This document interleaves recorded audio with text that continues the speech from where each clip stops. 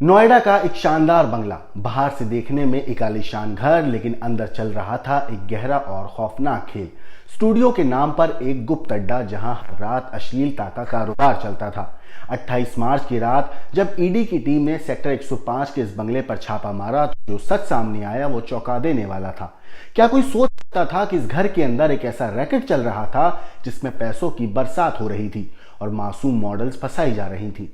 ये सिर्फ एक स्टूडियो नहीं था, ये एक जाल था, एक ऐसी दुनिया जहां चमक धमक के पीछे छिपी थी अंधेरी सच्चाई। ईडी की टीम को यहां मिला एक हाई टेक स्टूडियो, कैमरों की रोशनी में कैद होती जिंदगी, वीडियो शूट होते और फिर सीधे विदेशी वेबसाइट्स पर अपलोड कर दिए जाते।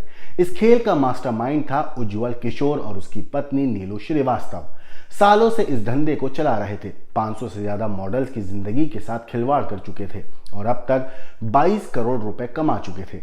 लेकिन सवाल ये कि कैसे इस पॉर्न रैकेट का पर्दाफाश हुआ, कौन था इस साजिश में शामिल, कैसे लड़कियों को फंसाया जाता था और आखिर कौन है इस रैकेट का असली किंग पिन। साजिश और पैसों के इस गंदे खेल की कहानी जो आपके रोंगटे खड़े कर देगी। आगे जो खुलासा होगा वो आपको हैरान कर देगा, तो वीडियो को अंत तक जरूर देखिएगा।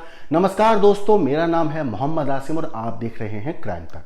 नोएडा के सेक्टर 105 में एक शानदार बंगला, बाहर से एक आम घर की तरह दिखने वाला ये ठिकाना अंदर एक बड़े ऑनलाइन पोर्नोग्राफी रैकेट का घर था। 28 मार्च को ईडी की टीम जब यहां छापे करने पहुंची तो जो कुछ सामने आया उसने सबको चौंका दिया।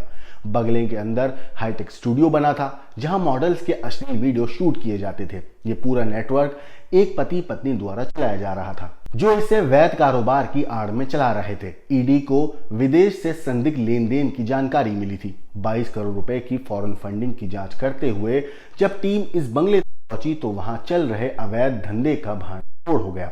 बंगले का मालिक उज्जवल किशोर अपनी पत्नी नीलू श्रीवास्तव के साथ मिलकर यहां गैर कानूनी कारोबार चला रहा था। दोनों ने मिलकर सब डीजी वेंचर्स प्राइवेट लिमिटेड नाम की एक कंपनी बनाई थी। इतना ही नहीं, सरकारी दस्तावेजों में इसे विज्ञापन और मार्केट रिसर्च का बिजनेस बताया गया था, लेकिन असल में ये कंपनी ऑनलाइन पोर्नोग्राफी का हब थी। पति पत्नी सोशल मीडिया पर मॉडलिंग के विज्ञापन देकर लड़कियों को अपने जाल में फंसाते थे। मॉडल्स को लाइव वेबकैम शो के लिए हायर किया जा रहा था। ये वीडियो विदेशी पॉर्न साइट्स पर अपलोड किए जाते थे। इतना ही नहीं, ये पूरा रैकेट नोएडा में बैठकर ये लोग चला रहे थे। इसके बदले मोटी रकम ये लोग देते थे, जिसमें से मॉडल्स को सिर्फ 25% हिस्सा दिया जाता था। अब तक 500 से ज्यादा मॉडल्स जो हैं इस रैकेट का हिस्सा बन चुकी थी और इस पूरे काले धंधे के अंदर, गोरख धंधे के अंदर शामिल हो चुकी थी। इतना ही नहीं, ईडी की टीम को बंगले के ऊपरी हिस्से में एक प्रोफेशनल वेबकैम स्टूडियो मिला है। हाईटेक सेटअप से लैस ये स्टूडियो विदेशों तक लाइव कंटेंट भेजने के लिए तैयार किया गया था ताकि वहां की ऑडियंस वो पूरा अश्लील कंटेंट लाइव दे सके। उज्जवल किशोर ने साइप्रस की टेक्नियास लिमिटेड कंपनी से समझौता किया था जो एक्स हैमस्टर और स्ट्रिप चैट जैसी पॉर्न साइट चलाती हैं। देसी कंटेंट को विदेशी वेबसाइट तक भेजा जाता था और इसके बदले क्रिप्टो करेंसी के जरिए पूरी की पूरी पेमेंट जो है ली जाती थी।